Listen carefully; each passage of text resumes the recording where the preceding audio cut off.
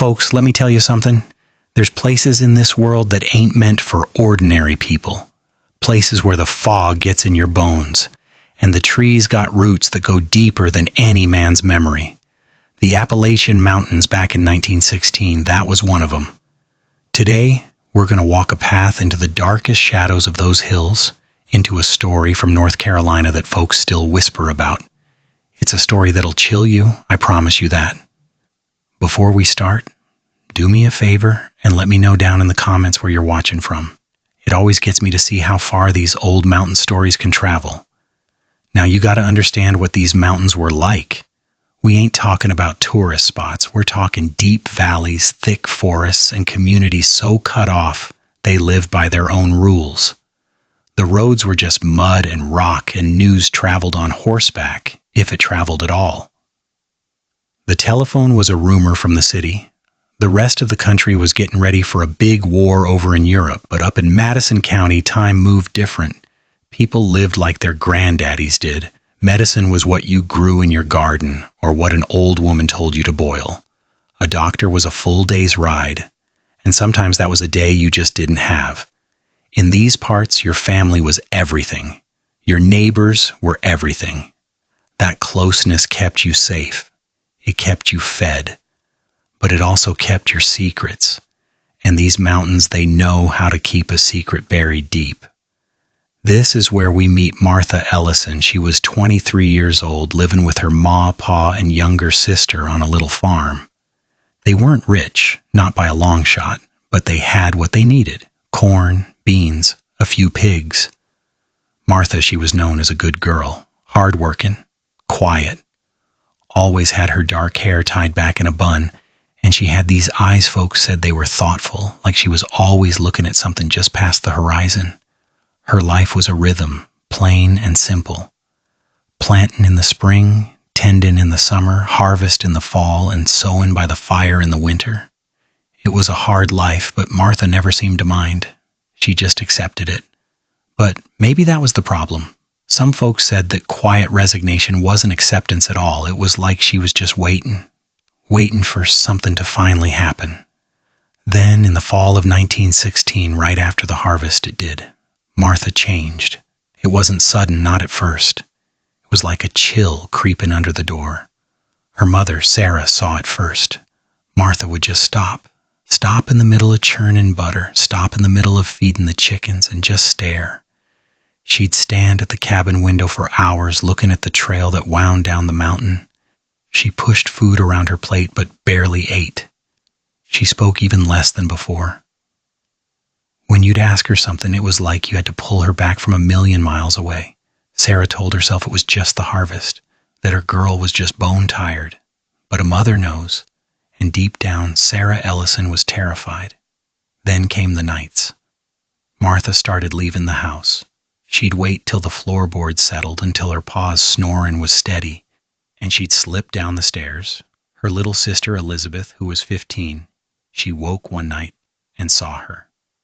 Saw Martha grab her shawl and just disappear into the blackness. Elizabeth, she was scared, but she was brave. She asked Martha about it the next morning. Martha just turned, and the look she gave her, it wasn't her sister's look. It was cold, hard. "You tell no one," she said, and Elizabeth, God help her, she was so scared she obeyed. The fear started to grow in that little house, thick as the valley fog. Even the neighbors, the Coopers, who lived 2 miles down the trail, they noticed. Martha, who'd always give a polite nod at the village market, now she'd look right through them. Quicken her pace. Try to vanish right in front of them. Mrs. Cooper told her husband, something's wrong with that Ellison girl. He just spat and told her to mind her own business. That's what the mountains taught you. Mind your own. Don't go poking at another man's secrets. But Martha's secret was getting too big to hide. In late September, it finally broke open. Martha didn't just sneak out for an hour. She disappeared for the entire night. Sarah woke before the sun, like always, to get the fire going. She went to check on her girls. Elizabeth was there, curled up and asleep. Martha's bed, it was empty, and it was cold. The panic that hit Sarah was pure ice. She screamed for her husband, Thomas. In a minute, the whole house was upside down. They searched the property, calling her name till their throats were raw. Nothing, just the wind in the pines. Thomas, he was a hard man, a quiet man, but he loved his girl. He grabbed his shotgun. Not because he planned to shoot, but because in those mountains you just never knew what the darkness held. He stalked the trails, checking the creek, checking the woodshed. No sign. The sun finally started to bleed over the ridge, painting the sky that awful pink and orange. And just as Thomas was about to lose his mind, she appeared. She was just walking slow up the main trail like she was coming back from a stroll. Her shawl was ripped, caked in mud and dry leaves. Her hair was down, tangled with burrs. And the look on her face, Sarah said she'd never forget that look. It was exhaustion, sure, but underneath it was a bone-deep terror. And something else. Something that looked like determination. Thomas. He was shaken with rage and relief. He ran to her. "Where were you? Where in God's name did you spend the night, girl?" Martha just looked at him. Didn't say a word. She walked right past him, right past her crying mother, up the stairs to her room. And they heard the sound of the wooden latch fall into place. She locked the door. That was it. That was the moment Thomas and Sarah knew. This wasn't a restless girl. This wasn't tiredness. This was something serious, something dark. But in 1916, you didn't call the law. You didn't run to the neighbors. You didn't air your family's laundry because that shame would stick to you forever. It meant you'd lost control. So Thomas and Sarah, they made the worst decision of their lives. They decided to wait. To watch. They thought they were protecting their family. They had no idea they were giving the darkness time to dig its claws in deeper. The days that followed were a nightmare. The tension in that house was so thick you could have cut it with a knife. Martha, she was a ghost. She'd come down. She'd do her chores. She'd feed the pigs. She'd knead the bread. But her eyes were empty. Her movements were like a puppet's. She was there, but she was gone. Sarah tried, Lord knows she tried. She'd go to her daughter, touch her arm. "Martha, honey, please, talk to your ma. Whatever it is, we can fix it." Martha would just shake her head. "I'm fine, Ma, just tired."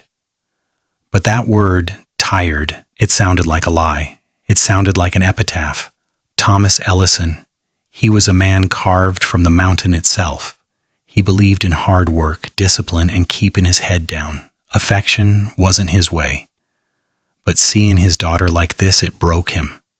He felt useless. He wanted to shake her, to demand answers, to forbid her from ever leaving that house again. But he was scared. That fragility he saw in her eyes, he was scared that if he pushed too hard, she'd just shatter. So the only one who really saw anything was Elizabeth. Little Elizabeth sharing a room with that thing her sister had become. She'd lay in her cot, night after night, holding her breath, pretending to be asleep. She'd watch Martha, watch her sit on the edge of the bed for hours just staring out the window at the black, unmoving trees. Sometimes Elizabeth would see the moonlight catch the tears rolling down her sister's face. Silent tears. Other times this was the worst part, Martha's lips would move. Soundless. Like she was talking to someone who wasn't there. Elizabeth wanted to scream, to run, to hug her sister, but the fear kept her pinned to the mattress. This was adult fear. This was a shadow she had no name for. Then, in mid-October, something new dropped into this poison stew. A traveling salesman, Henry Whitfield. His wagon pulled by a half-dead mule. These fellas were the closest thing they had to a newspaper. They brought fabric, tools, and news. Sarah bought some kerosene, and as Henry was packing up, he mentioned something that made Sarah's blood turn to ice. He said folks were talking, up near Yancey County. Strange rumors. Talk of nocturnal gatherings deep in the woods. Talk of people, young people, vanishing for a few hours and coming back wrong. Transformed, he said. Nobody knew what it was, but a bad feeling was spreading. Folks were locking their doors tight, keeping their kids inside after dark. Sarah felt a cold sweat on her back. She pressed him. What kind of gatherings? Henry just shook his head, looking around like he was scared of being overheard. Just stories, ma'am. Superstitious nonsense, most like. But his eyes said he believed every word. Before he snapped the reins, he leaned in close to Sarah. You keep your family safe, he whispered. You hear me? Especially the young women. He whipped his mule and was gone, leaving Sarah standing in the yard shaken. That night, she told Thomas, he did what you'd expect. He grunted. Superstitious nonsense, he said, just like the salesman. Uneducated folk making up boogeymen. But Sarah, she wouldn't let it go. Thomas, it's Martha. It's what she's been doing. What if she's involved? Mitty. Thomas stared into the fireplace for a long, long time. The only sound was the crackling of the wood. Finally, he stood up. Tomorrow, he said, I'm riding to Shelton Creek. I'm getting the sheriff. Shelton Creek was the nearest town, if you could call it that. 8 miles of bad trail. 200 people, a general store, a church, and the sheriff's office. Thomas left before dawn. Sheriff Robert Doherty was a young man for the job, just 32, but he was tough and honest. Thomas, he felt the shame burn in his throat, but he told him. He stumbled through the story, leaving out the worst parts but making it clear. His daughter was in some kind of trouble. Doherty listened. He just listened, his face getting more grim by the second. And when Thomas was done, Doherty leaned forward, and he said the words that made Thomas's heart stop. I've heard the rumors, Thomas, Doherty said. You ain't the first. Other families, they've come to me, same story. Young folks acting strange, going missing at night. A bad feeling in the air. Doherty said he was looking into it, but it was like trying to catch smoke. People were too scared to talk. Then the sheriff suggested something that made Thomas angry. He suggested Martha see a doctor. Maybe she's sick, Thomas, in her mind. These things can make people not themselves. Thomas argued. She ain't sick, Sheriff. She's scared. But Doherty insisted. Rule it out first, he said.